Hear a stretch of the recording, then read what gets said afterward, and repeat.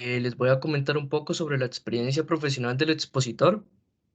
Con ustedes, el ingeniero Roger Forbes Álvarez, máster en Psicología Industrial y Organizacional, licenciado en Ingeniería Industrial, técnico en Talento Humano, evaluador socioambiental certificado por el Banco Internacional Europeo de Luxemburgo y Frankfurt, School of Business de Alemania, auditor certificado en diversos modelos de gestión por múltiples entes certificadores y consultor y gestor de proyectos por Segesti, con más de 20 años de experiencia en temas de sistemas de gestión y modelado de procesos. Cuenta con amplia experiencia en implementación de proyectos en todo tipo de empresas y sectores en América, Europa, África y Asia. Ha apoyado la certificación internacional de más de 50 organizaciones de todo tamaño y sector en diversos modelos normativos. De parte del CIEMI, le agradecemos al ingeniero Roger Forbes Álvarez por compartir sus conocimientos con los profesionales del CIEMI. Para el CIEMI ha sido un honor contar con su participación. Buenas tardes. Muchísimas gracias, Brian, y muchas gracias también a las personas que nos acompañan. Y bueno, el tema que vamos a tratar esta tarde en este webinar es un tema que cada vez cobra más fuerza y cada vez requiere que incorporemos más y más elementos de diseño, pero que por alguna razón particular sigue siendo como un tema tal vez de los menos conocidos en materia de lo que es la gestión organizacional. Es el tema de la gestión social desde el punto de vista de diseño de procesos de compra, que le llamamos normalmente como negocios responsables, cadena de suministro responsable, o impacto social desde la compra, que es como de ahí el nombre que hemos seleccionado para este webinar. Y bueno, espero que la sesión sea de mucho provecho. Es una sesión donde vamos a estar abordando este tema desde la generalidad con el fin de poder pues, motivar a poder indagar un poco más sobre el avance que se tiene a nivel internacional de este tipo de materias y también su importancia.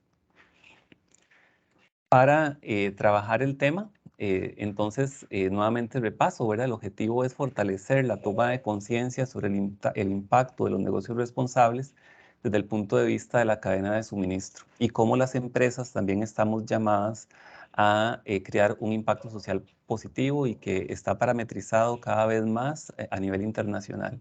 De hecho, existe una gran variedad de modelos y de esquemas empresariales asociados a la materia, y hay sectores que más profundamente requieren de ese tipo de modelos. Algunos otros podría ser un poco más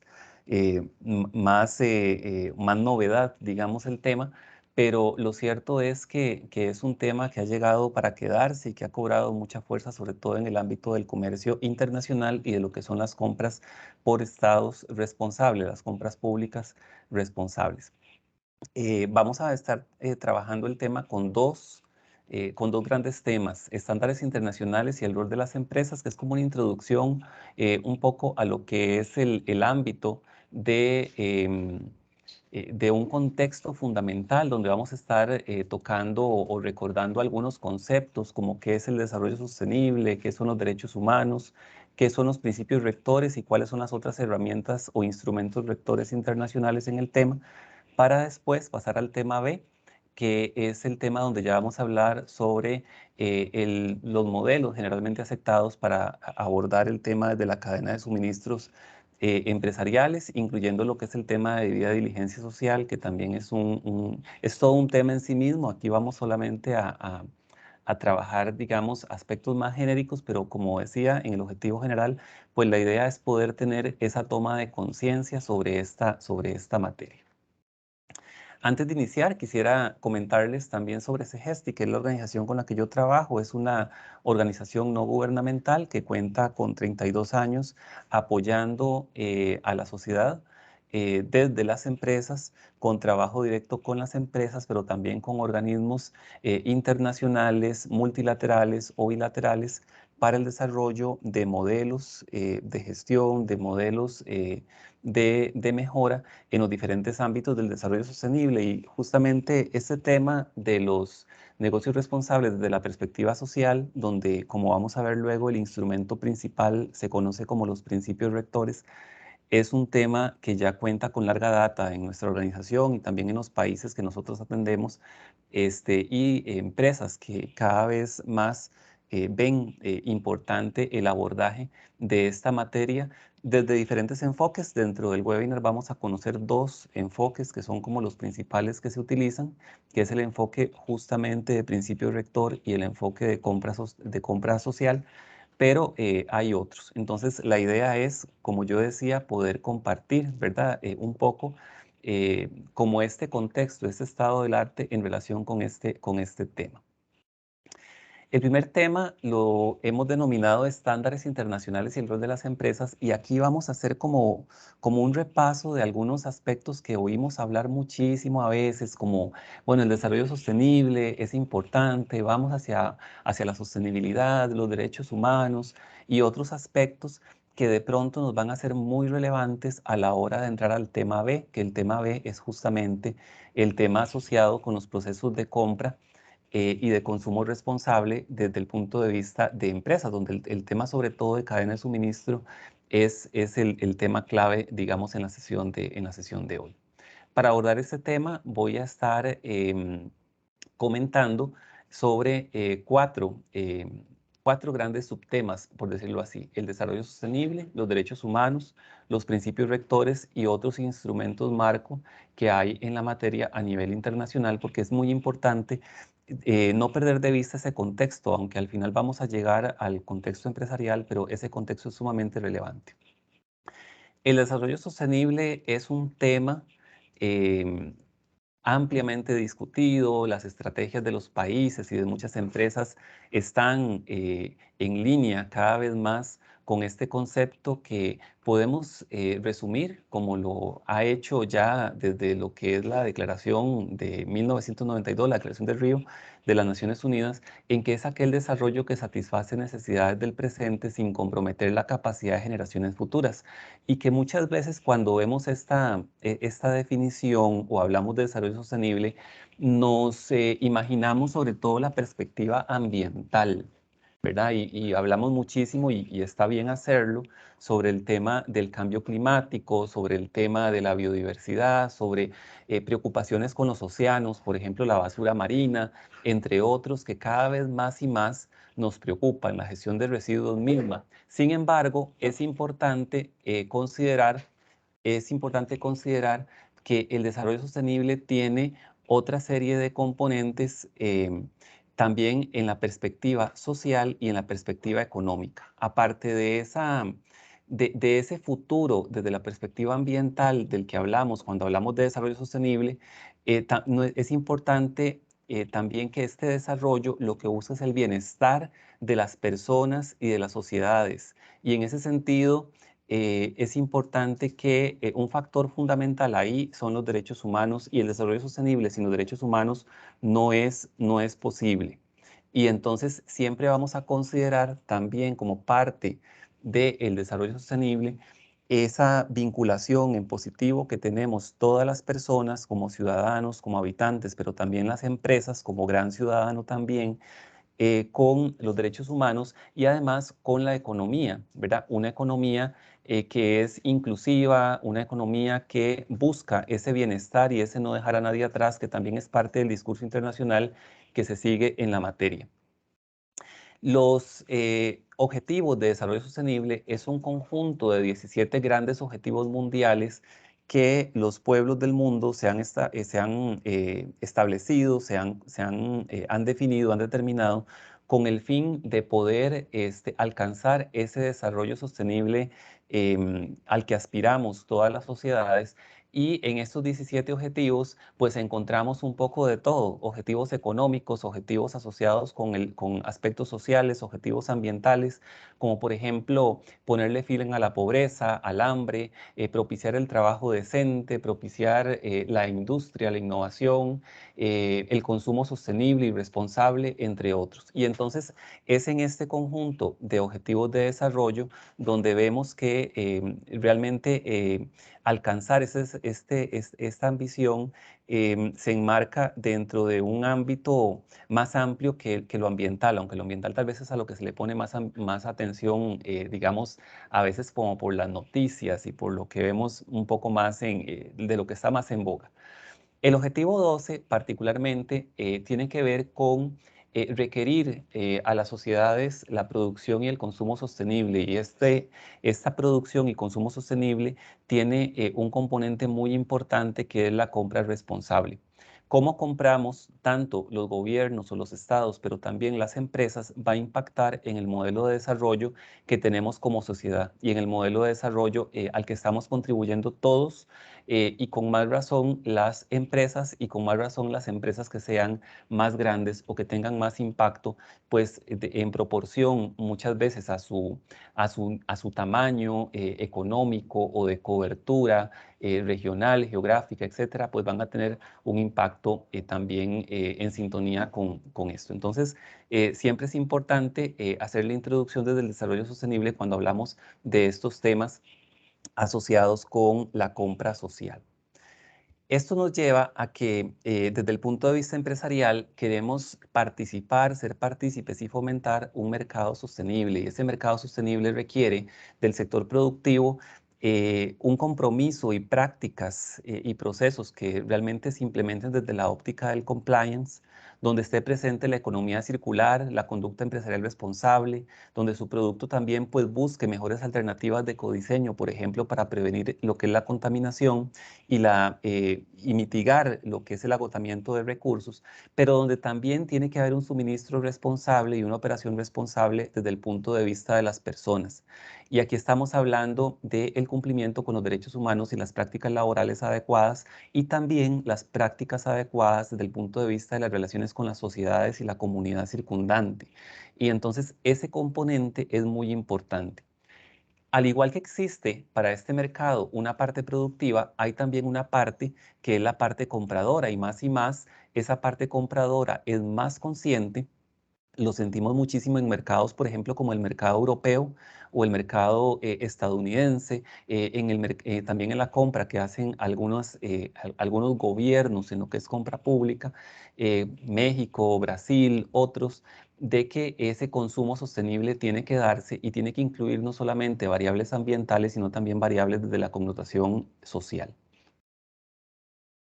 La compra sostenible, que es uno de los componentes de ese mercado sostenible, es aquella compra que tiene el mayor impacto positivo ambiental, social y económico. Cuando estamos hablando de la dimensión ambiental, le llamamos compra verde. Cuando estamos hablando de la dimensión social y económica, le llamamos compra social. Entonces, esta compra lo que busca es la sostenibilidad en los bienes y servicios que se adquieren. Esos bienes y servicios y esa vinculación con proveedores y cadenas de suministro la tienen las empresas, la tienen los gobiernos centrales, lo tienen las organizaciones de cualquier tipo cuando deciden vincularse por medio de su esfera de influencia, por medio de su poder y control que pueden tener sobre el proveedor con proveedores dados. Y la idea es que esa vinculación sea una vinculación sana, que desde el punto de vista social esté alineada con los objetivos y metas de sostenibilidad que llevan hacia el desarrollo sostenible. Y también es importante que el concepto debe verse desde el ciclo de vida.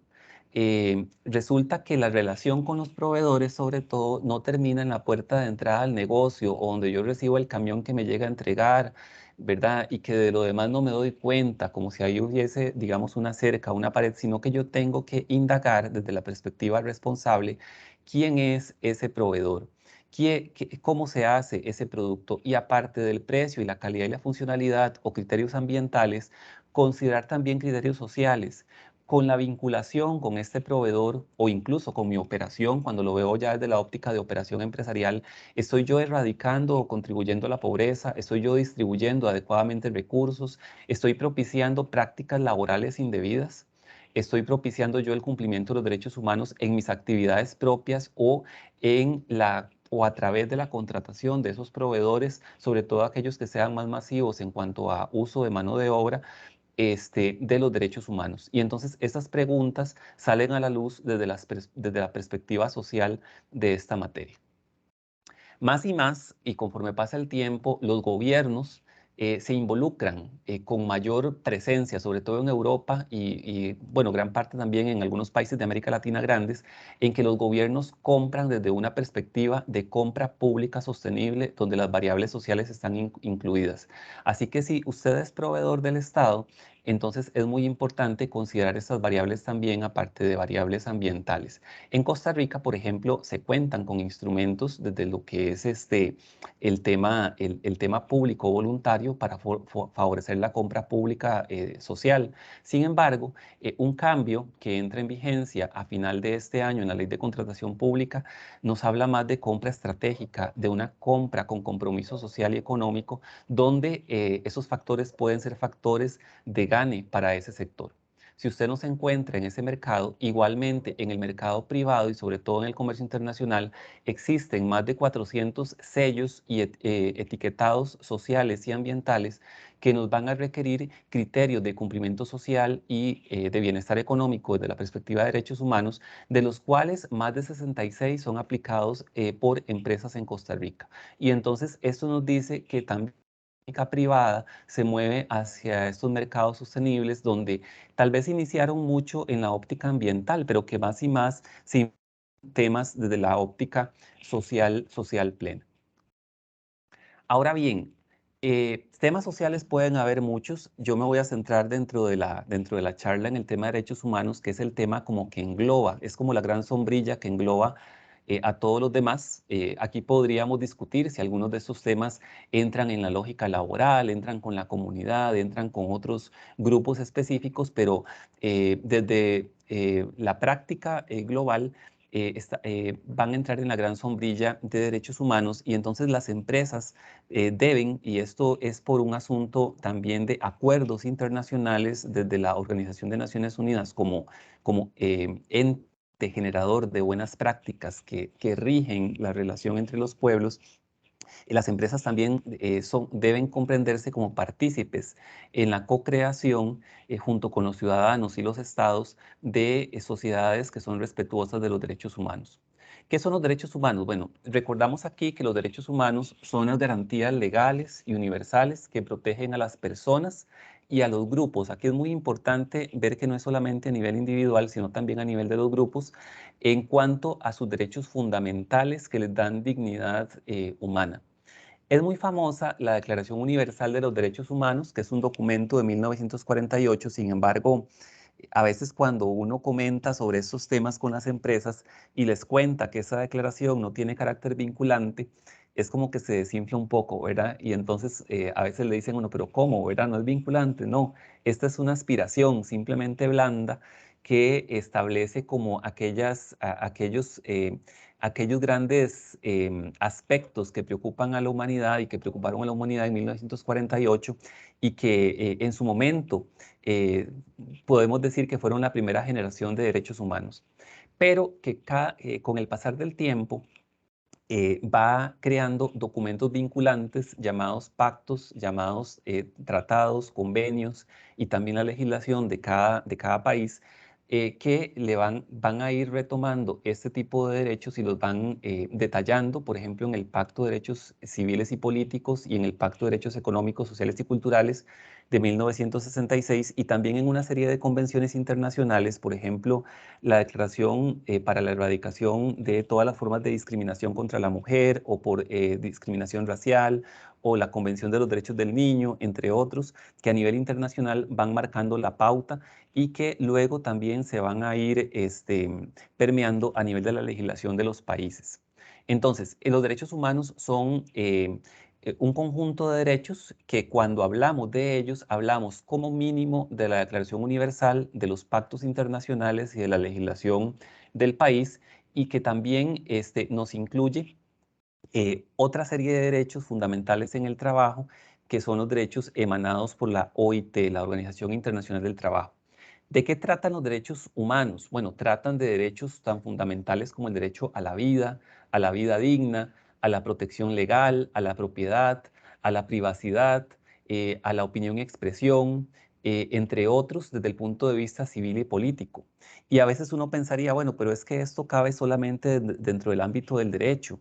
Y puede ser que sí, sin embargo, también no tenemos que perder de vista que cuando una organización, por ejemplo, decide, em, no sé, una organización agroindustrial, por ejemplo, decide crecer en cuanto a la plantación que tiene de caña, de palma, de lo que sea, podría estar afectando la vida digna o el derecho de propiedad de alguien más en esa extensión. O cuando una organización decide operar en cercanía de una comunidad, podría estar afectando o estar de alguna forma no escuchando la opinión y la expresión de esas personas quejosas sobre la operación, sobre el ruido, sobre otro tipo de elementos que podrían estarse vinculando en relación con la operación de la empresa. Y entonces, desde la perspectiva, no tanto desde una óptica de derecho, sino desde una óptica de gestión, los derechos humanos también son un marco que nos permite establecer riesgos de operación de una empresa, de sus proyectos y también de la cadena de proveedores con la que ésta cuenta. En la parte económica, social y cultural, por ejemplo, el tema de la vivienda, el tema de la no discriminación, el tema del trabajo decente, son parte de los elementos, la salud, que luego pues vamos a tener en programas de salud, seguridad y bienestar en las empresas, por ejemplo, son parte también de los derechos humanos que se pueden interpretar o se pueden llevar a nivel de análisis de riesgo hacia lo que son las organizaciones.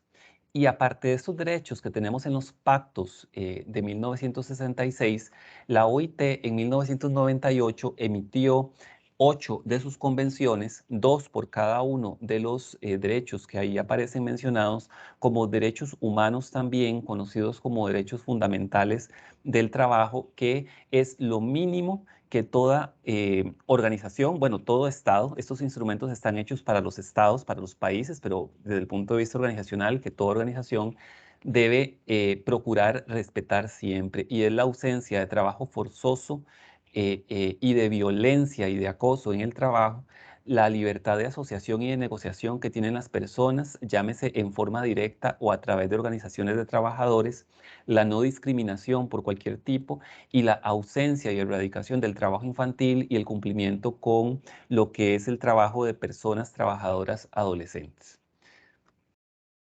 Todos estos derechos, que son bastantes, ¿verdad? Son 30 derechos humanos más los derechos específicos del trabajo que establece la OIT, son inherentes, pertenecen a todas las personas, son inalienables, nadie puede renunciar a ellos, son universales, aplican a todas las personas por el solo hecho de ser personas y además son indivisibles e interdependientes. El cumplimiento de unos derechos o de un derecho va a estar vinculado, va a potenciar el cumplimiento de otros y el incumplimiento de uno de ellos va a ser como un dominó y nos va a hacer de que algunos de estos derechos pues se puedan incumplir en grupos o personas específicas, ¿verdad? En relación con, em, con su dignidad como persona, ¿verdad? Entonces, teniendo esto presente, y teniendo presente que esos instrumentos, tanto de la Declaración Universal como los pactos, las convenciones, los tratados, lo que ha dicho la OIT, está establecido desde siempre, históricamente, para los estados, estados me refiero a los países,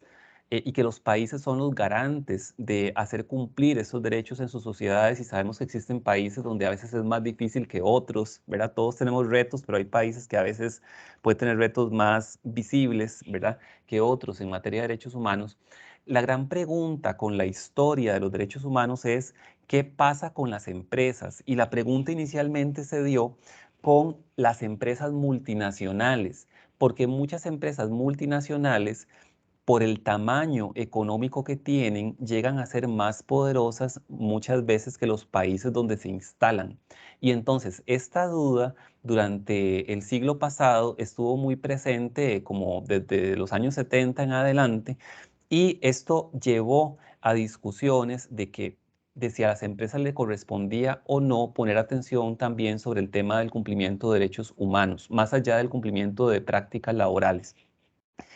Esta discusión pues se dio, ¿verdad? Y llevó a que en el año 2011 se promulgara un instrumento internacional conocido como los principios rectores, que después de una discusión bastante larga, ¿verdad? Que nos tomó desde los años 70 hasta el 2011, son cerca de 40, casi 50 años, se emiten como un documento de lo que se conoce como legislación blanda. Es un documento que establece buenas prácticas y que interpreta todos los instrumentos principales en materia de derechos humanos, la declaración, los pactos, las convenciones, entre otros, a la luz de cuál es el rol de las empresas. Originalmente estaba asociado, la idea estaba asociada con las empresas multinacionales o las empresas muy grandes, pero al final quedó desde el punto de vista de las empresas, de cualquier empresa, de cualquier tamaño de empresa,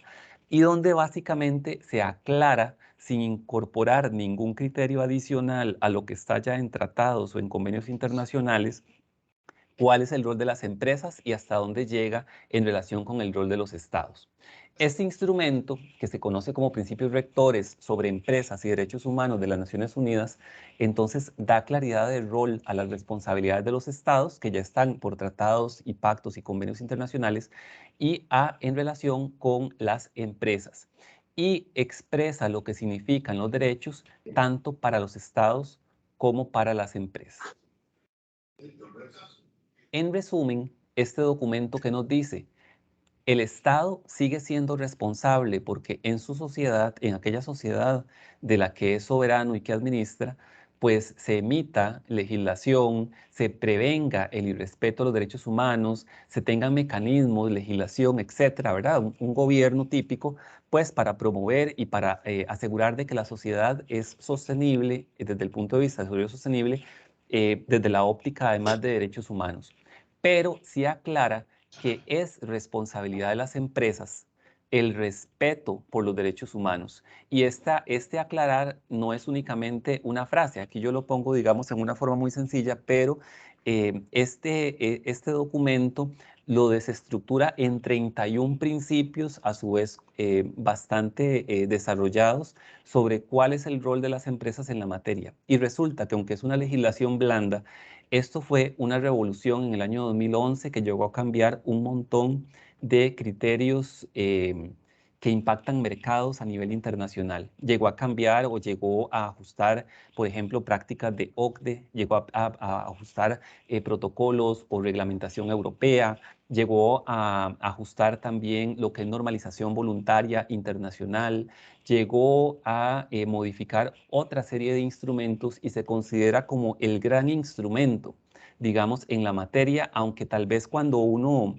tiene la oportunidad de analizarlo y de leerlo, todo suena muy lógico, porque de pronto, si partimos del hecho de que algunas empresas son muy grandes, pues sí, tienen un poder y tienen la capacidad de poder no sustituir al Estado, pero sí propiciar y promover y respetar los derechos humanos con sus acciones y portarse bien, digamos, ser como ese buen ciudadano, y además el modelo lo eleva a todo tipo de empresas.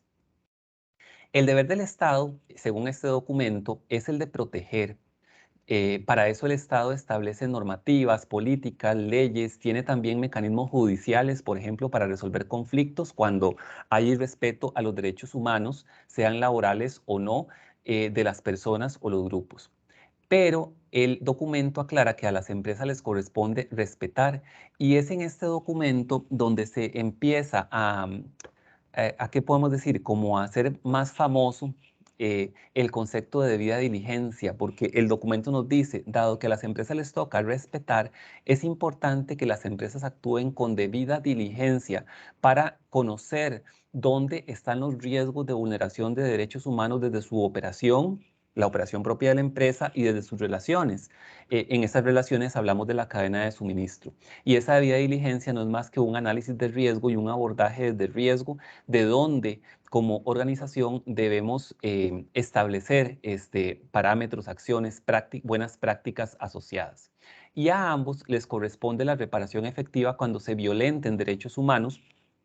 En el Estado casi todo se judicializa, aunque en algunos países, como en Costa Rica, también existe la resolución alternativa de conflictos, pero el modelo también habla de que las empresas muchas veces quieren evitar ese costo psicológico, jurídico, económico, de tiempo que representa la judicialización de un conflicto, y entonces también establece prácticas o medidas que pueden ser de uso por empresas, buenas prácticas que también han sido acogidas por otros grandes marcos en la materia.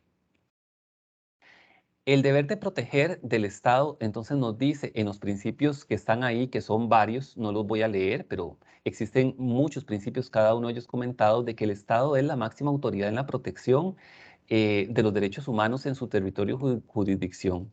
Se aclara que una empresa no sustituye al Estado, que también a veces en algunos lugares, sobre todo lugares un poco más remotos, podría darse, ¿verdad? El hecho de que se pretenda de que la empresa sustituya al Estado. Eso está muy aclarado en los principios rectores en relación con el Estado. Pero a las empresas les corresponde abstenerse de violentar los derechos humanos también con base en una serie de principios, cada uno de ellos sumamente detallado dentro del instrumento. Por ejemplo, nos dice, esto significa que las empresas no hacen daño, evitan causar o contribuir a violaciones. El causar es cuando las empresas lo hacen directamente y la contribución es cuando lo hacen a través, por ejemplo, de la cadena de suministro. Establece el tema de que la barrera o la baranda, le digo yo, de la empresa no está ahí en la ventanilla donde recibo al proveedor, sino que yo tengo que indagar, ¿verdad? ¿Qué hay más atrás? ¿Quién es ese proveedor? Y esa indagación puede llevarme a realizar auditorías en sitio o a pedir información. Depende de mi realidad, de mi contexto, de mi posibilidad de hacerlo. Algunas empresas aplican evaluaciones de proveedor crítico en sitio para conocer, algunas solamente van a requerirlo desde el punto de vista de cumplimiento de requisitos. Por eso es que hoy vamos a comentar de forma general sobre estos dos enfoques básicos, y hay muchos otros enfoques que se pueden aplicar. Se deben abordar los impactos. Si hay riesgo de incumplimiento, establecer medidas de prevención, igual como lo hacemos en seguridad y salud ocupacional o como lo hacemos en ambiente. Igual en estos temas tenemos que establecer medidas que prevengan la materialización del riesgo, y en caso de que se dé, tenemos que estar preparados para saber cómo afrontar lo que se conoce como remediación, que es desde el punto de vista de lo que en otras ramas le llamamos en ambiente, en seguridad, tomar acción correctiva. Aquí le llamamos remediación porque aparte de la acción correctiva tenemos que ver si es posible subsanar o no el derecho incumplido en las personas titulares de derecho que han sido afectadas. Y esto puede requerir también análisis desde el punto de vista legal. Entonces, desde este punto de vista, el modelo es bastante amplio y bastante detallado. Y termina con el tema de la reparación, o remediación también como le llamamos, con otro grupo de principios donde, aparte de la judicialización que muchas veces nos establece el Estado, existen aquí mecanismos claves que las empresas pueden aplicar para evitar la judicialización y el dolor de cabeza, y realmente resolver por la vía del diálogo y del conflicto, digamos, de buena fe, situaciones que son los que se conocen como mecanismos de grievance o mecanismos de quejas para trabajadores, mecanismos de quejas para comunidades y mecanismos de participación informada, donde este último es muy importante, sobre todo cuando la interacción es con comunidades que puedan verse afectadas, digamos, por mi extensión, por mi actividad, por mi producción, por mis contratistas, por mis transportes, como por ejemplo en el mundo agroindustrial. Entonces, desde ese punto de vista, es muy importante este documento, y este documento creo un antes y un después en la materia de cómo ver los derechos humanos desde la empresa. Ahora, es el único mecanismo, el único instrumento internacional de este nivel, que es un documento establecido desde el punto de vista de los estados para uso de la sociedad como un todo. La respuesta es que no. Existen un montón de otros instrumentos.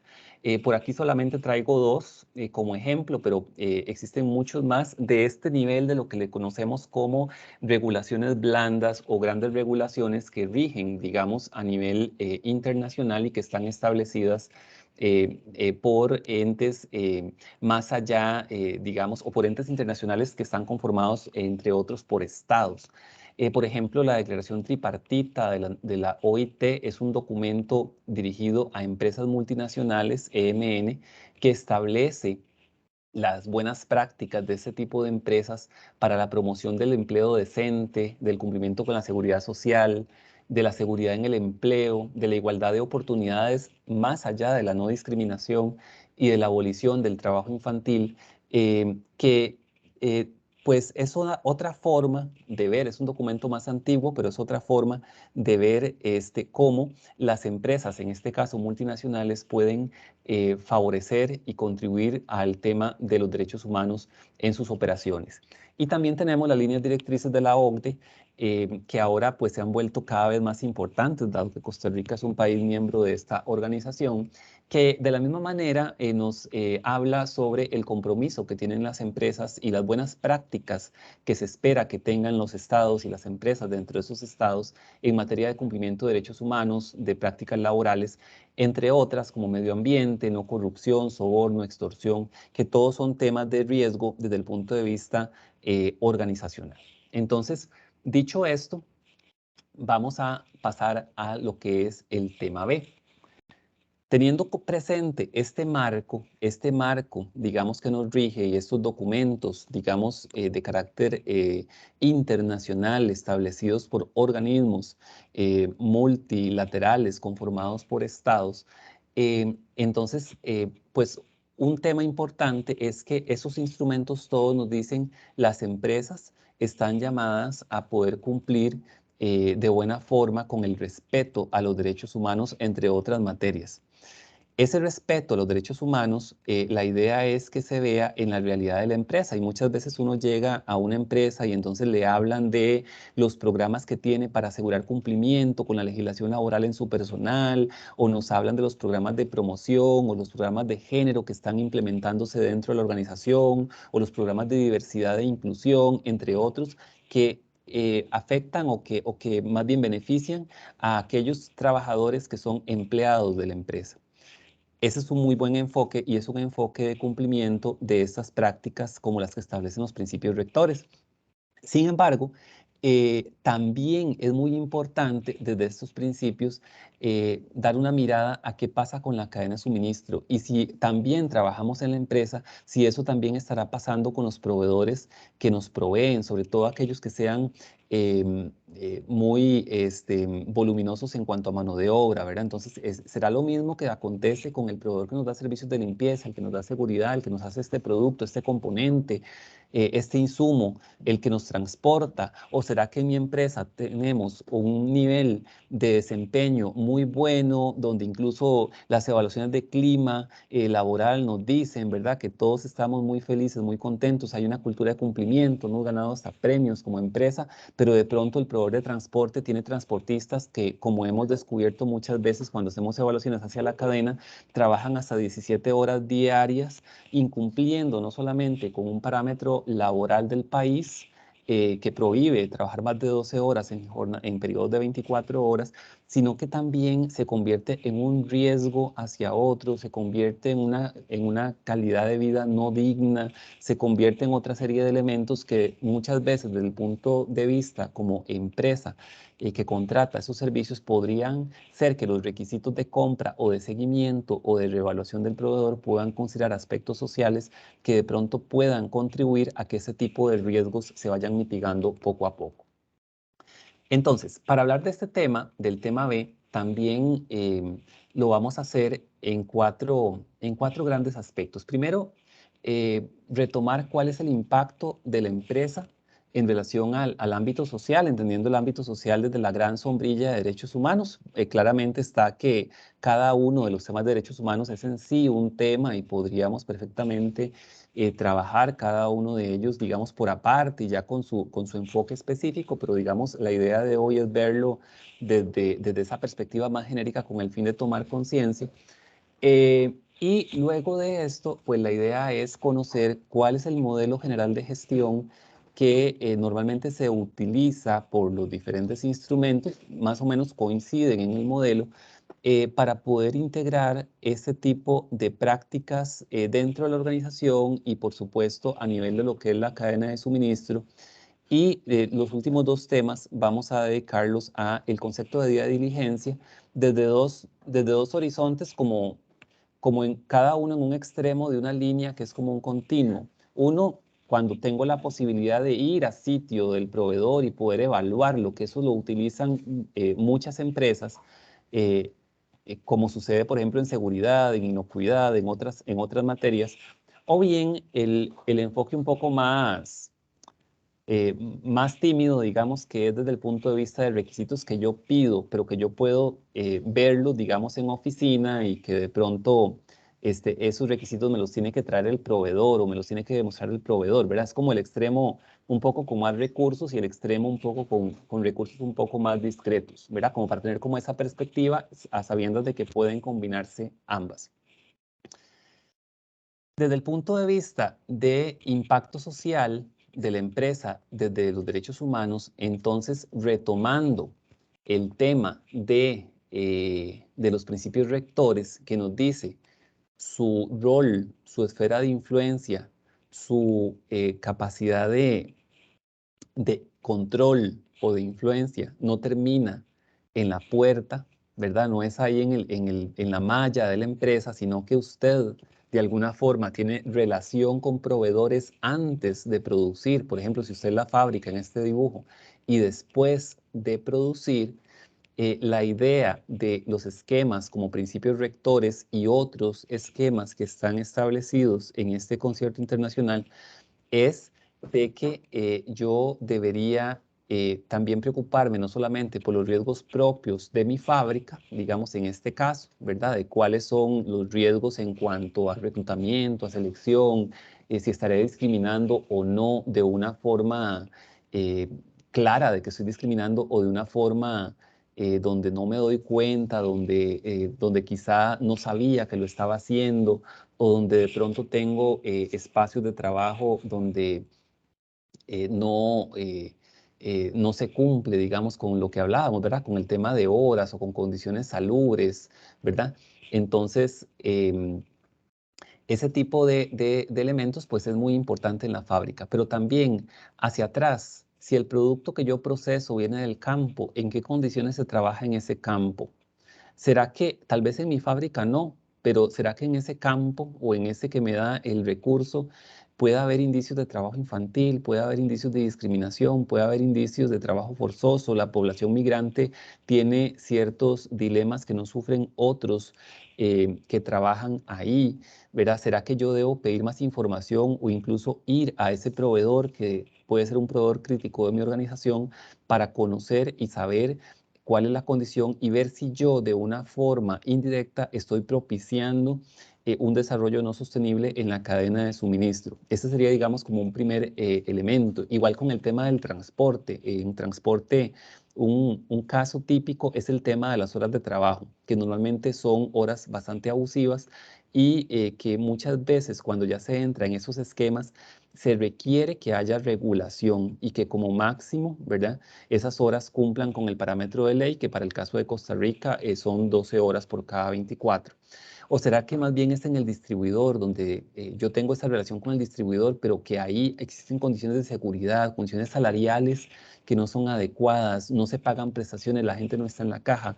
No sé, otro tipo de elementos que de pronto, como no me lo he preguntado nunca, quizá no me doy cuenta de que ese tipo de factores existen.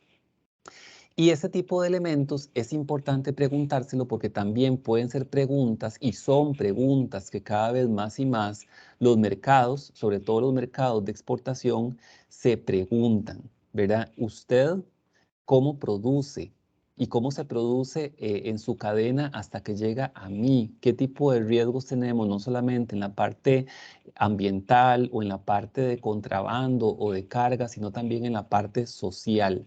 Y entonces eso puede implicar que algunos mercados empiecen a preferir unos proveedores que otros, o incluso puede llevar, como ya ha pasado en algunos países de América Latina, y cito aquí, por ejemplo, el caso de Honduras, donde ya no es un asunto de un proveedor o de un productor en específico, sino que de pronto pueden entrar en la lista negra de un país cierto tipo de sectores para no comprar productos por ejemplo, con origen en Honduras. Entonces, como ha pasado en su relación con la lista, se le llama la lista negra, digamos, de trabajo forzoso y trabajo infantil de los Estados Unidos.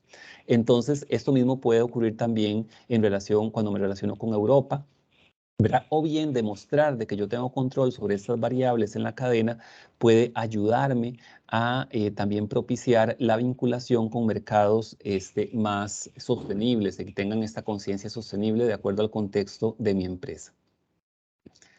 De manera directa, yo como empresa en mis actividades puedo darme cuenta de cosas muy sencillas de incumplimiento. Y aquí todos los ejemplos, a partir de ahora, son ejemplos muy sencillos con el fin de poder darme a entender y también por el tiempo, ¿verdad? Que es un tiempo cortito para poder compartir las ideas, pero eso se puede llevar a niveles un poquito más profundos, ¿verdad? Entonces, por ejemplo, en este primer caso, yo digo, mira, en la empresa no usamos equipo de protección personal y debería utilizarse. Sí, es un tema de seguridad, pero desde la perspectiva de principios rectores, todo ese tema se engloba dentro de la lógica de derechos humanos, ¿verdad? Entonces, algo tan sencillo como eso puede decirme a mí, mira, ahí tengo un riesgo, tengo que tomar acciones, que típicamente en seguridad son ámbitos donde fácilmente con las metodologías del riesgo uno le llega a ese tipo de temas, ¿verdad? Pero ¿será que tenemos aspectos o riesgos en otros ámbitos de la vinculación con las personas, más allá de seguridad, que atienden a casos, por ejemplo, como la no discriminación? ¿Será que eso se da? Y no lo hemos visto porque quizá no estamos, digamos, como tan claros en cómo se puede manifestar. O, por ejemplo, el tema del género, que en género siempre es muy simpático porque cada uno de esos temas podría, ¿verdad? Si es un área de riesgo de la empresa, detallarse aún más, y en género que a veces se puede delimitar únicamente como en, bueno, ¿cuántos somos? 50-50, ¿verdad? Como en un lenguaje muy fácil. Realmente no es tan así, existen más de 50 variables que se pueden ver ahí, ¿verdad? Y que muchas veces esa necesidad de poder abordar ese tema u otros temas, ¿verdad? Discapacidad es otro que también es bastante amplio, pues podrían llevarnos a poder ir descubriendo desde riesgos hasta oportunidades de mejora en la forma como trabajamos. Pero bueno, para efectos de la charla, todos los ejemplos están como muy sencillos para entender. Entonces, a nivel directo yo podría decir, mira, yo no tengo, las personas ocupan EPP y no tenemos ese EPP disponible, ¿verdad? Está en mal estado, entonces ahí yo puedo tener un incumplimiento. A nivel indirecto, yo puedo darme cuenta que en la cadena los horarios de trabajo son abusivos por parte del contratista, por ejemplo. A nivel de otras relaciones, ¿verdad? La fábrica del país X que me manda tal producto y que es el más barato, pero nunca me he cuestionado quién hace ese producto, y podría ser que existan denuncias y que a veces esa es información que podemos hasta recabar por fuentes secundarias sobre el uso de mano de obra infantil, y entonces de pronto puede ser que yo esté contribuyendo hacia este tipo de mano de obra en otra geografía. ¿Cómo contribuimos como empresa? Entonces, desde el punto de vista de los principios rectores, estos principios se van a fijar únicamente en la contribución negativa. Aquí yo me pongo los lentes de los principios rectores y ellos van a decir, únicamente voy a fijarme en aquello que pueda ser negativo en cuanto a sus actividades y decisiones, que provoquen consecuencias negativas en derechos o que tengan el potencial de causar situaciones negativas en derechos de acuerdo con su contexto. Este es un mecanismo de análisis. Los principios rectores es totalmente negativo. Si usted está haciendo algo positivo, los principios rectores no lo ven, no lo captan. Ellos se enfocan en el riesgo negativo porque la idea es que usted detecte aquel daño real o potencial para evitar que usted haga daño. Y la idea es que usted pueda detectar esos riesgos, ¿verdad? Para prevenir en la medida de lo posible, ¿verdad? El efecto potencial indeseado, ¿verdad? Este sería como un enfoque que los rectores nos hacemos. El otro enfoque es el enfoque de la compra sostenible. Este enfoque parte de, más bien, de buscar el cumplimiento con el marco legal por parte de aquel proveedor. Entonces, ese proveedor, perfecto, tiene personas mayores de 18 años, sabemos de que no hay horarios excesivos, pero luego vamos más bien a propiciar, relacionarnos más bien en el sentido de aquellos que sean más positivos o que tengan distintivos más favorables en cualquier ámbito, económico, ambiental o social, pero desde el punto de vista social, por ejemplo, aquellos que aplican medidas por ejemplo, de oportunidad, de igualdad de oportunidades y no solamente que cumplen con la no discriminación. Aquellos que, aparte de cumplir con el trabajo decente, de pronto tengan algunos programas adicionales asociados, por ejemplo, a bienestar o que tengan alguna práctica, por más sencilla que sea, pero que de pronto queremos premiar desde el punto de vista de la compra para propiciar que también las buenas prácticas se den. Aquí el modelo fundamental a nivel internacional se conoce como ISO 20400. Es un documento que no es certificable, aunque tiene nombre de norma, sino que sirve más como de guía y que ha sido muy importante y que también ha marcado un antes y un después, sobre todo para los gobiernos. Países, en Europa sobre todo, hay muchos, Canadá, Brasil, México, otros, Costa Rica está dando los primeros pasos en ese sentido, que como gobierno deciden empezar a valorar, digamos, como con puntos adicionales, y lo pensamos desde una licitación, a aquellos proveedores que tengan, más allá del cumplimiento legal, prácticas en positivo en materia social, ambiental o económica, ¿verdad? Entonces, es como los dos extremos del enfoque. ¿Cómo contribuyen las empresas al respeto de los derechos humanos desde la compra responsable? Con prácticas laborales desde el cumplimiento, asegurándolo, pero yendo más allá hacia buenas prácticas, por ejemplo, con establecer medidas que a veces pueden ser muy sencillas. Por ejemplo, ahora antes de la generación de esta ley que da ahora la licencia de paternidad, muchas empresas contaban con este tipo de licencia y eso podría ser previo a esto o incluso ahora, aquellas que superen un poco esta licencia, un parámetro en positivo que se tiene, digamos, en cuanto a esa vinculación con el proveedor o incluso cuando lo estamos viendo desde la óptica de la empresa que aplica las prácticas. Desde la práctica de principios rectores, el enfoque en negativo, ¿cuáles son los riesgos más probables en la cadena de suministro? Los tenemos ahí. El trabajo forzoso, el trabajo infantil, la discriminación, el pago de salarios irregular, donde tal vez las garantías no se cumplen, las vacaciones no se descansan, entre otros. Podría ser incluso riesgos más extremos, ¿verdad? Climas que de pronto sean acosadores, donde de pronto no se respeta las jornadas establecidas por la legislación para trabajadores que deban cumplir con jornadas ordinarias, por ejemplo. Y entonces, este tipo de elementos, la idea es poder descubrirlos, ¿verdad? De acuerdo al contexto de algunas empresas, pues si yo puedo auditar y evaluar es más fácil, si no el recurso no da, pues entonces puede ser que alguna de esa información no le lleguemos tan fácil, ¿verdad? Pero que sí alguna de ellas para poder demostrar ese cumplimiento en función de donde sintamos el riesgo. Y además, a nivel de beneficio, siempre existe el riesgo hacia lo externo, ¿verdad? La imagen mía como empresa, el mercado, cómo me ve, el acceso a recursos financieros sostenibles que cada vez más se ven también en la región de América Latina y que sobre todo para empresas grandes o grandes proyectos es muy común que la evaluación social se haga también como parte de la evaluación del riesgo y en general la licencia social de aquellas partes interesadas con las que nosotros interactuamos.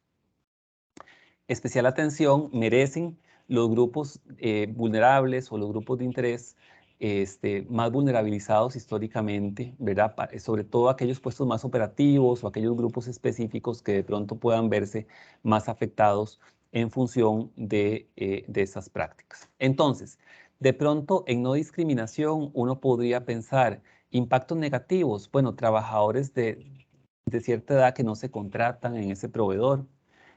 Desde compra sostenible, ¿qué podríamos ver en positivo? Aquellos proveedores que de pronto vemos que se da, por ejemplo, se fomenta o se tiene, a veces es por azar, a veces porque se fomenta, trabajadores de más de 45 años o, por ejemplo, mujeres jefas de hogar o personas con responsabilidades familiares, entre otros. Entonces, podríamos estar incentivando desde la compra con elementos muy sencillos que puedan propiciar cierta preferencia como parte de criterios, una vez cumplidos, por supuesto, los criterios de calidad, seguridad, otros costos, etcétera, a aquellos otros que se distinguen, ya sea desde la visión positiva de compra sostenible o desde la visión de ausencia de riesgo, como estos, ¿verdad? No contratar a cierta etnia, personas de cierta edad, con discapacidad o problemas con las mujeres embarazadas, entre otros, desde discriminación.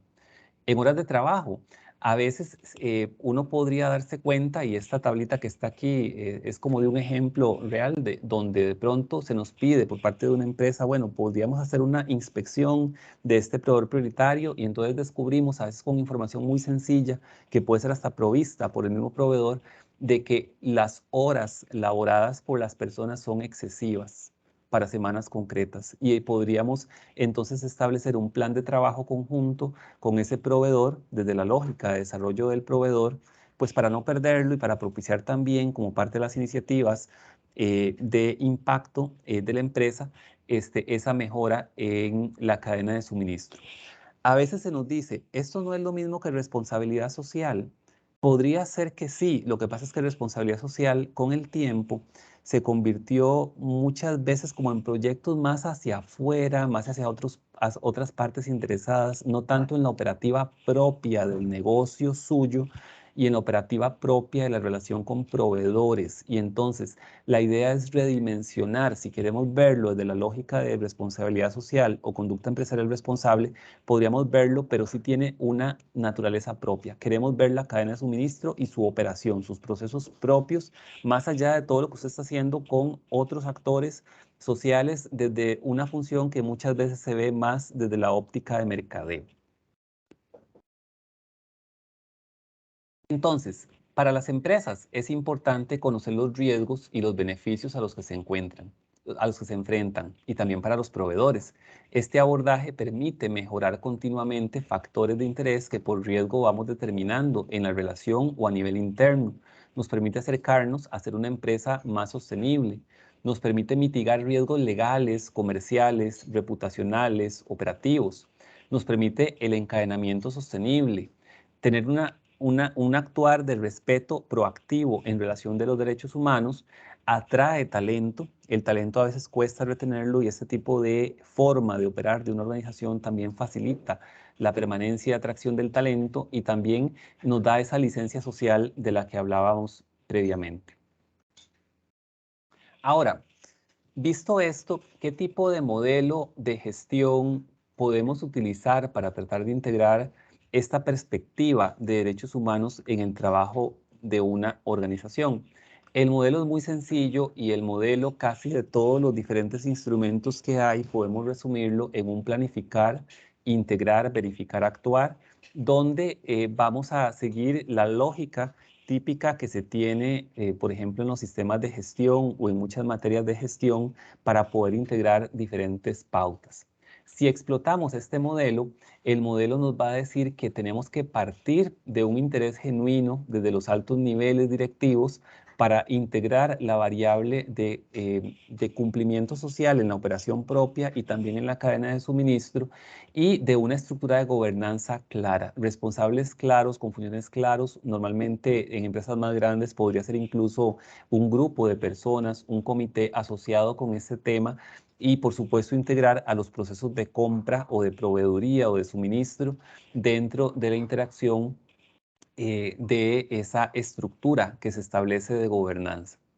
Explotando el modelo, la gobernanza es como lo primero. Esa gobernanza nos va a decir, en función con el principio rector 16 de los principios rectores, es importante que, aparte de definir a las personas que van a estar a cargo del tema, que pueden también trabajar en muchos departamentos y procesos diferentes y que de alguna forma interactúan entre sí, porque aquí vamos a requerir tanto de vinculación con bienestar laboral, con seguridad ocupacional, con proveeduría, con otras áreas. Es importante de que se establezca una declaración política o una política de compromiso social, pero hacia la cadena de suministro por parte de la organización.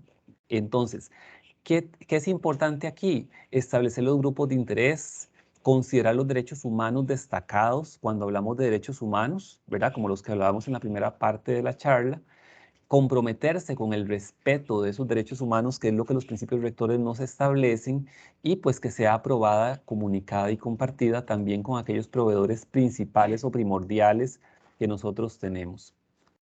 Estas políticas, y aquí tenemos un ejemplo, normalmente van a ser documentos que de una forma muy concreta nos hablan de cuáles son los principios que estamos buscando rescatar en nuestra conducta empresarial desde la compra. Por ejemplo, este es el caso de Iberdrola, donde ellos se comprometen con los principios rectores, con los principios de la OCDE, con el pacto de las Naciones Unidas o los pactos de las Naciones Unidas y la declaración de la OIT, entre otros, para poder emanar su declaración política.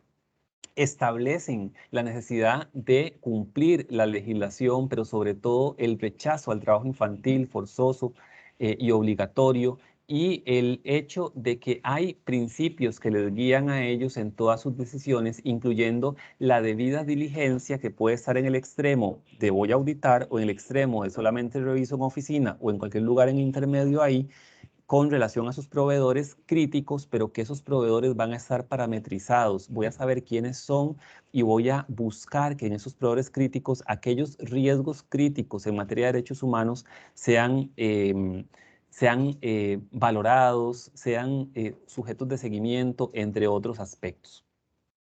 Brechas típicas que tenemos en las empresas, que no hay políticas de este tipo, que no hay procedimientos, que no sabemos cuál es nuestro mapa de proveedores críticos o los riesgos a los que nos enfrentamos en materia de derechos humanos. Entonces, son puntos de inicio que por donde deberíamos empezar, son puntos interesantes para poder empezar esa exploración.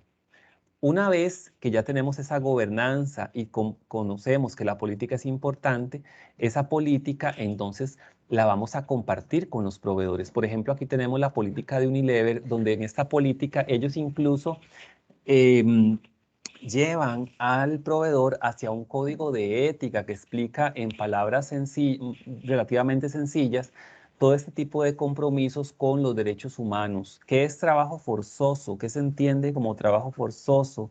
Son trabajos muchas veces de esclavitud, donde las personas pierden derechos, donde poblaciones migrantes sobre todo son las que se ven un poco más asediadas por este tipo de esclavitud moderna. ¿Qué es discriminación? ¿Cómo puede suceder?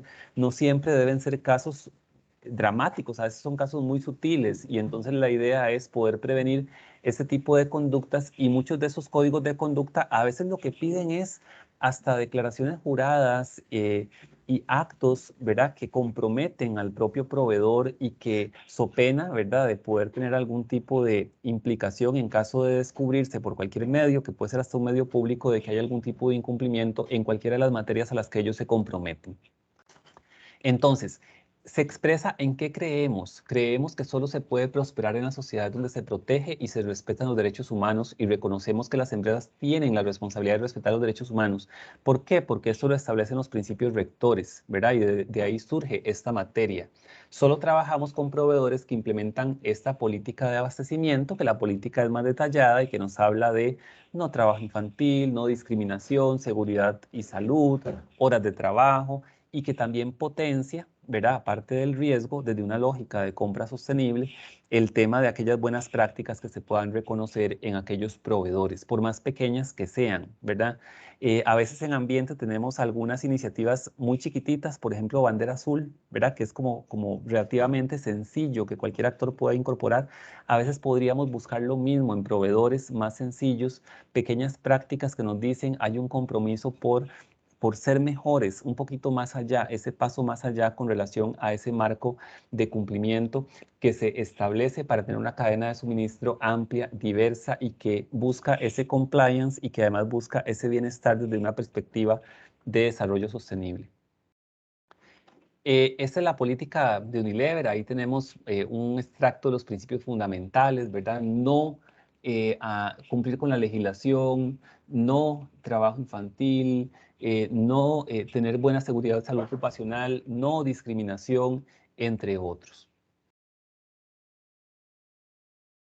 El compromiso con los principios rectores, en general en este tipo de instrumentos, busca que se expresen claramente las intenciones de compra, los objetivos, los valores, que sea explícito el compromiso con los derechos humanos. De hecho, existen cámaras empresariales comprometidas con los derechos humanos y no solamente a nivel de lo que es una empresa dada, también es un fenómeno que se da en cascada, en razón de los principios rectores, el tema de cámaras o cúpulas empresariales. Entonces ahí es importante también esos esfuerzos que el sector empresarial privado hace para también contribuir a ese respeto de esta materia. Siguiendo con el modelo y a grandes rasgos, luego seguimos con otras etapas ya propias de la planificación. En esas etapas lo que buscamos es priorizar proveedores, conocer cuáles son los más importantes y cuáles son los riesgos más relevantes que tenemos en relación con ellos. Entonces, los principios rectores, por ejemplo, el 11, el 12 y el 13, nos van a hablar de que tenemos que buscar los riesgos para evitar, para prevenir y para mitigar consecuencias negativas y para respetar el marco legal que nos es aplicable. Ese básicamente va a ser como el resumen de estos principios y que para ello debemos identificar a las partes interesadas. Una parte interesada muy importante son los proveedores y entonces ahí pues ¿con qué trabajamos? Trabajamos con una priorización de proveedores, con instrumentos como el que vemos ahí en la lámina, ¿verdad? Que de pronto nos pueden establecer criterios de riesgo asociados con un proveedor dado que nos permita clasificarlos y establecer cuáles son más prioritarios que otros en materia de atención, porque a veces podrían ser muchos proveedores con el fin de decidir cuál va a ser el mecanismo de evaluación, si va a estar en el extremo de la auditoría o va a estar en el extremo de recepción nada más de cierta documentación o ciertas pruebas.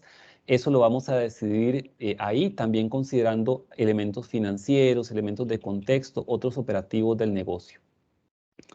También es importante de que la empresa decida cómo va a ser la reevaluación de proveedores. Desde el punto de vista social puede ser desde la lógica en un extremo de la cuerda de principios rectores, buscando aspectos de incumplimiento, riesgos materializados o potenciales, buscando la auditoría, o podría ser desde el compliance y las buenas prácticas que nos establece la compra sostenible social o la compra social.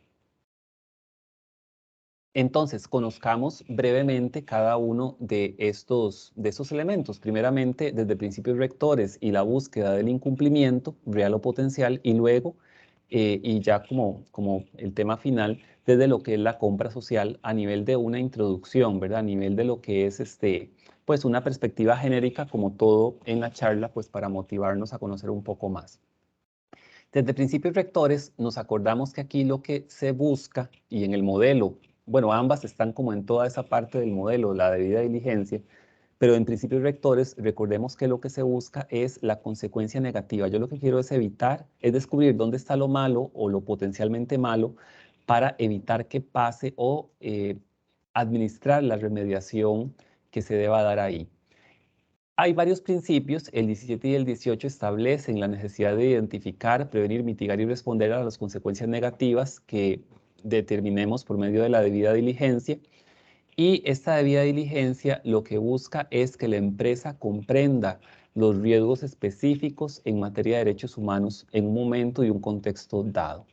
El mecanismo por excelencia para los proveedores prioritarios es la evaluación en sitio. Pero no siempre es posible, a veces hay un híbrido, a veces es más como de información que me va a proveer el proveedor, ¿verdad? Depende mucho del contexto, como hemos comentado en la presentación.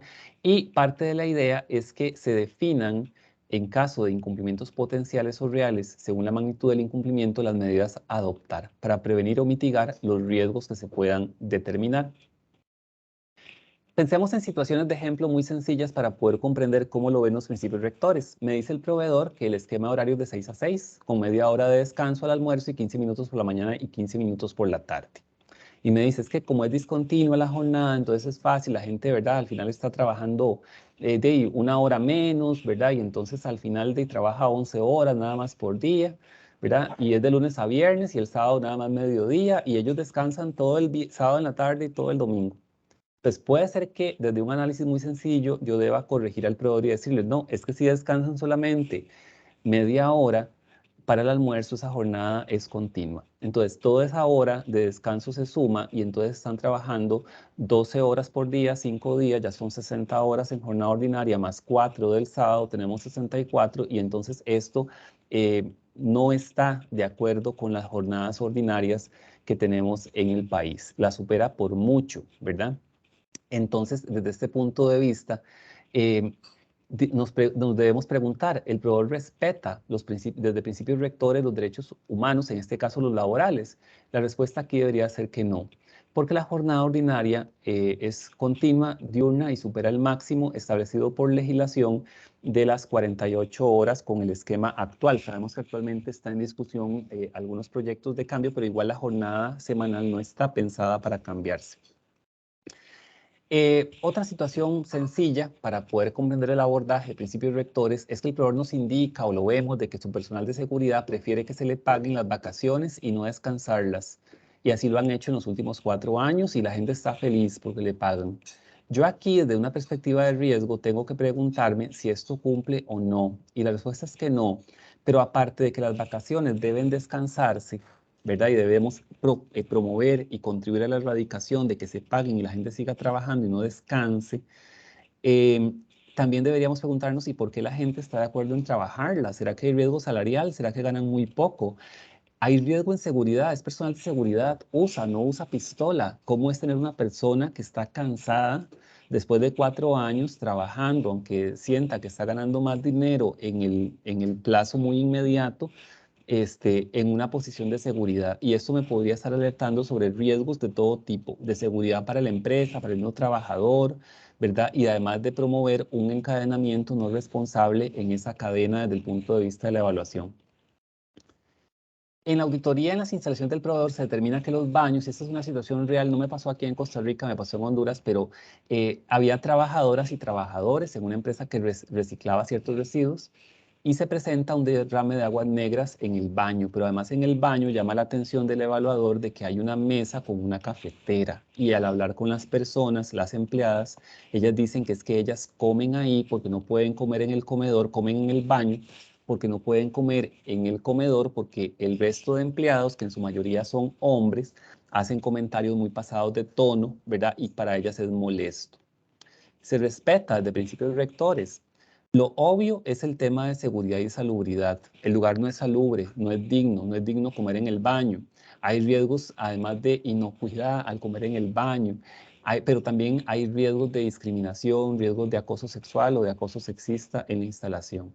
Y entonces, este tipo de riesgos muchas veces se pueden reconocer únicamente en inspección en sitio. Evaluando al proveedor se descubre que tiene perfiles de puesto escritos. Al revisar el perfil de operario de bodega, electricista, ingeniero, bueno, algún perfil ahí, se especifican que todos son sexo masculino. Se indica que es así porque en bodega los operarios levantan cargas manuales de hasta 65 kilos y las mujeres jamás podrían levantar ese peso. Y a veces hay justificaciones desde toda una lógica filosófica de por qué es así, ¿verdad? Y entonces uno se tiene que preguntar, bueno, desde esta perspectiva se cumple con los principios rectores y entonces uno lo piensa, ahí vamos pensando y entonces si uno lo piensa bien, pues la respuesta sería que no. Primero, porque no se justifica el por qué los puestos tienen un sexo. Hay una sexualización del trabajo desde la óptica de género. Existe algo que se llama la segmentación horizontal, que usualmente por un asunto histórico-cultural le da ciertos puestos históricamente masculinos a hombres y muchas veces se establece institucionalmente, digámoslo así, desde el perfil de puesto. Si la justificación es porque el peso de 65 kilos, nadie debería levantar tanto peso, ¿verdad? De una óptica de seguridad, nadie, ni siquiera los que están ahí en ese perfil. Y además hay un riesgo claramente de discriminación con base en género, hay riesgos de seguridad y salud ocupacional. Entonces, este tipo de riesgos podríamos nosotros también contribuir, si ese proveedor nos es crítico, a poderlos ver desde la perspectiva de principios rectores en esa evaluación en sitio. Ahora, en sitio no siempre uno pregunta, no siempre ve un documento, sino que uno ve también. Entonces uno puede ver cómo es el trato de las personas. Hay trabajos, por ejemplo, en construcción que a veces requieren alojamientos y la gente se queda ahí viviendo en el proyecto, en algunas empresas de construcción en lugares lejanos. ¿Cómo son los baños que usa la gente? ¿Cómo son las garitas de los oficiales? ¿Cómo son las bodegas?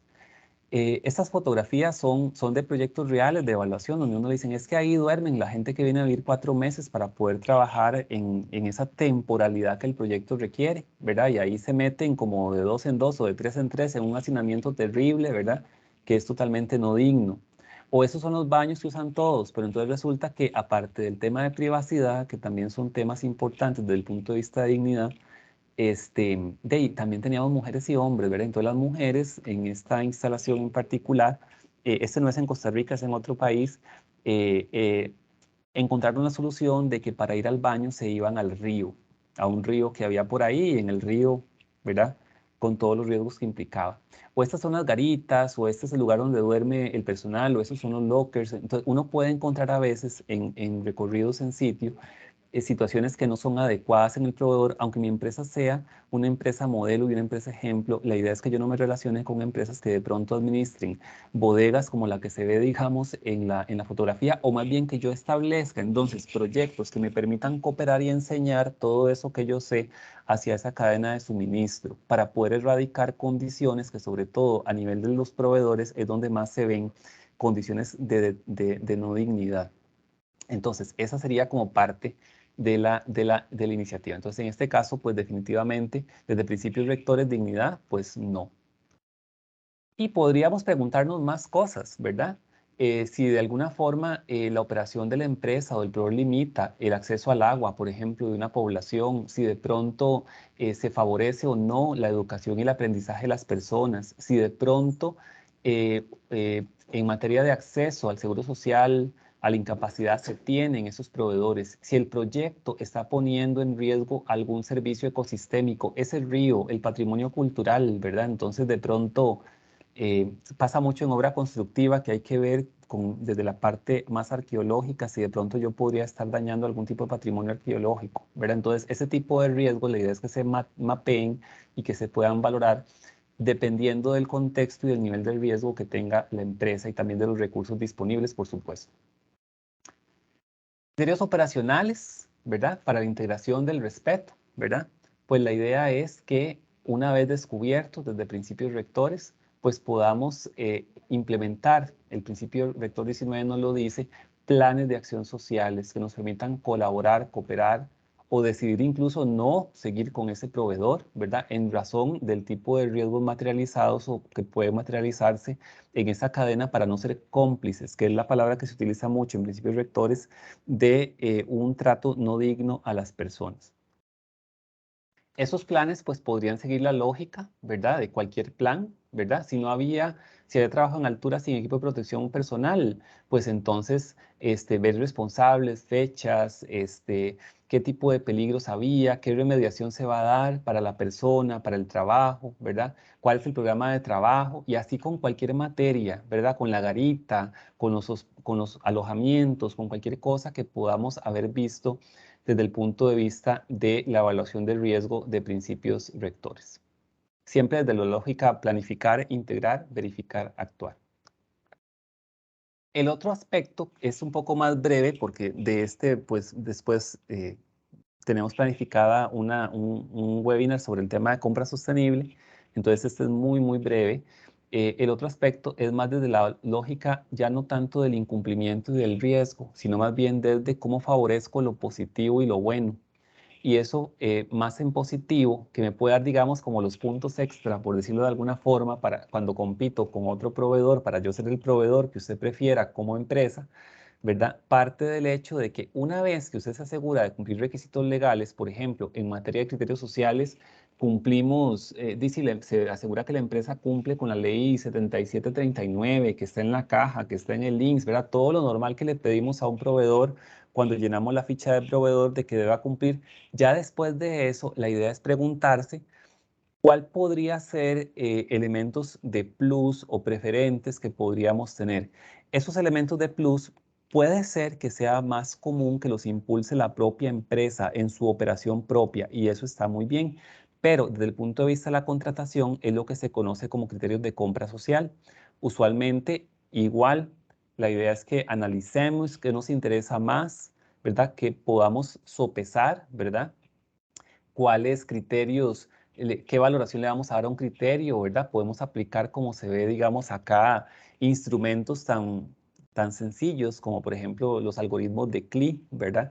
Para poder determinar qué peso adicional le voy a dar yo a una evaluación si tiene tal o cual factor Y entonces poder preferir proveedores que, por ejemplo, me digan, es que nosotros contamos con políticas o reglas de respeto a los derechos humanos, tenemos mecanismos de quejas para trabajadores, o tenemos políticas o procedimientos que promueven la salud física y mental, o tenemos algún tipo de acción o programa, por más sencillo que sea, para prevenir la violencia y el acoso, ¿verdad? O tenemos un plan de salud y seguridad en el trabajo, o tenemos género, o tenemos transversalizados los temas de no discriminación, o tenemos acciones afirmativas de inclusión de poblaciones históricamente discriminadas, o de pronto tenemos también en los ASTs, en los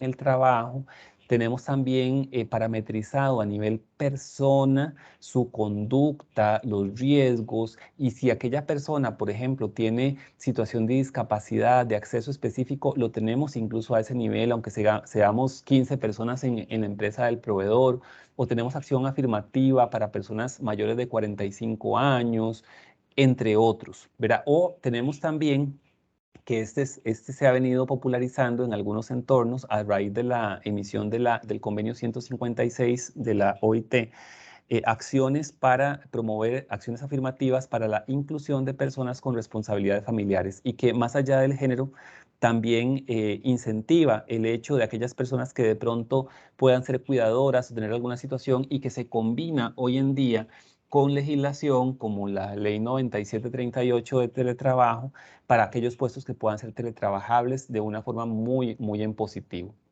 Podríamos también buscar el tema de ese control que se tiene contra el trabajo infantil, contra horas de trabajo, ¿verdad? Por ejemplo, en el sector agroindustrial pasa mucho, pero entonces las empresas o los proveedores pueden tener mecanismos tan sencillos como de pedir a cada trabajador su cédula. Y ese ya es un mecanismo que nos dice, es algo muy sencillo, que yo como proveedor tengo ese programa tan sencillo de estar verificando de que todos los que yo contrato temporalmente tienen cédula y entonces de esa forma yo me puedo presentar a usted más grande para ser su proveedor, ¿verdad?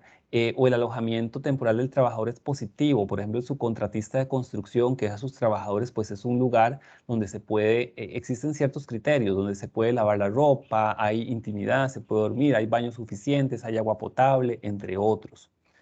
Yo podría también tener otros elementos más orientados al fomento económico regional, el encadenamiento con pymes o con PIMPAS o con organizaciones conformadas por mujeres en la región donde yo opero.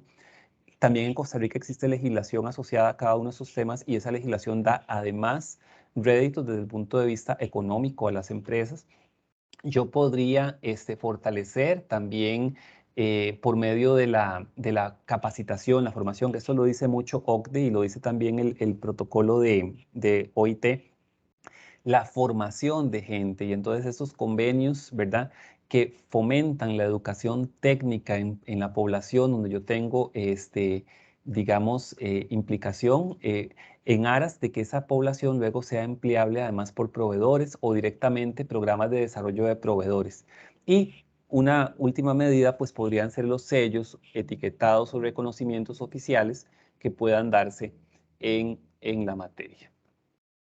Instrumentos, hay muchos. Ya para terminar, por ejemplo, el documento de los principios rectores, la OIT cuenta con instrumentos específicos en la materia asociados con el tema. Costa Rica cuenta también con instrumentos específicos en la materia y existen otros instrumentos que también son de naturaleza gremial, de cúpulas empresariales, entre otros que pueden ser abordados, todos ellos girando en torno al tema de los principios rectores y o las compras responsables.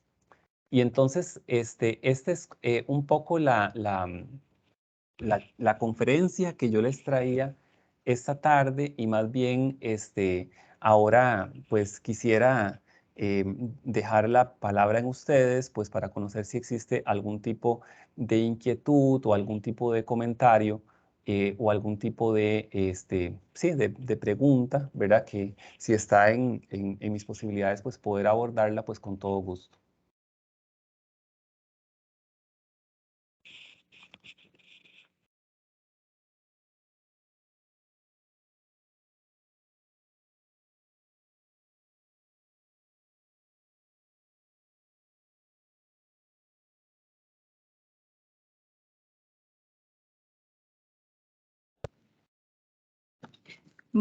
Buenas noches. No sé si alguno tiene alguna consulta, que nos levante la mano, que bien abra el micrófono.